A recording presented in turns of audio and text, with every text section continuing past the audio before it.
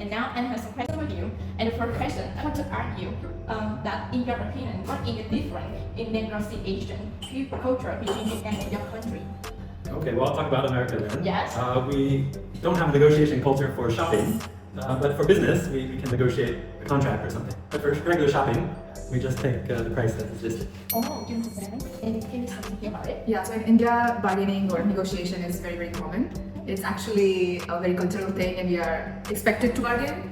Only if you are going to like a mall or a international brand store or like a grocery store where you're buying food ingredients, there you cannot negotiate it at all. You just pay the price. But other than that, it's very common. Oh. The second question I want to ask you that what is the similarity in negotiation culture between Japan and your country? It's pretty similar, I would say. I think the time I've been in Vietnam, I have seen a lot of negotiation happen when going to tourist places at least. And you enter like a souvenir shop and then you try to negotiate, and that's also somewhat common in India. So I would say it's definitely more similar. The only thing I wouldn't know for sure is in India, because negotiation is such a common practice, the sellers, like the people who sell, they will always say a higher price. Yes. So they know that you are going to negotiate it down. Yes.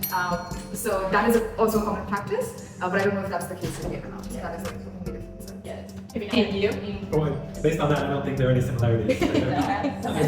We put the price that we're going to sell it at. Yeah. Kim Yumin và mình đến từ Hàn Quốc và hiện tại mình đang học ngành digital marketing.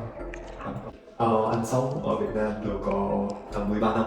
Theo mình thấy thì văn hóa mua sắm giữa hai nước là Hàn Quốc với lại Việt Nam thì thật ra thì nó cũng tương đối là giống nhau, tại vì theo mình nghĩ thì là nó là cùng một cái nước châu Á.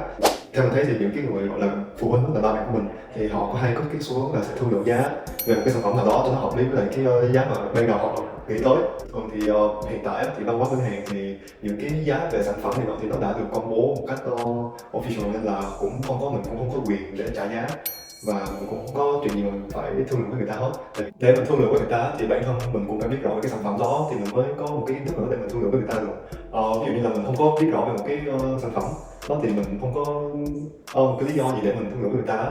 Và trước tiên thì nếu mà mình cảm thấy đắt quá thì mình sẽ để đó và mình sẽ đi tham khảo thêm những cái ngân hàng khác để so sánh giá, và sau đó thì mình vẫn không kiếm được một cái giá phù hợp đó, thì lúc đó mình sẽ hỏi với người ta là ví dụ như nếu mà mình mua cái này với giá này thì là tại sao nó đắt, thì người ta sẽ nếu mà trả lời là chất lượng cao hơn gì đó, thì nếu mà không mình phải đảm bảo được với lại cái người khách hàng là nếu mà mình mua thì cái chất lượng nó có được đảm bảo hay không, nếu mà không thì mình có được đổi sản phẩm hay không, thì mình cũng phải nhận được một cái nếu mà mình mua một cái giá đắt hơn. Where are you from? I'm from the UK.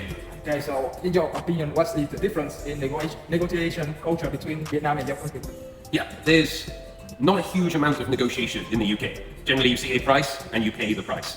Yeah, So we don't really have very much on bargaining or negotiating on prices, especially when it comes to like everyday things. Yeah. So if it's like the market, food, that kind of stuff, we don't really negotiate very much. When it comes to big things like buying a house or buying a car, then you would have negotiation. That's how it's different to Vietnam. Whereas Vietnam, like you would negotiate on the price of the meat, the price of the vegetables at the market.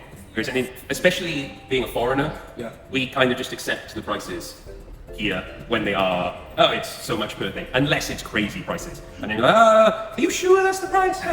And then we would like maybe ask about it and then start to negotiate. So in Vietnam, are there any situations where you have to negotiate for a better deal, like in markets or supermarkets to buy some daily products? Yeah, not in supermarkets, but like when it comes to things like cabs, taxis, sometimes you'll get someone like, oh, we're not using the meter or something, or Xeon, or that kind of thing. Like, oh, this much? No. That's not okay. Like, you're clearly trying to rip me off.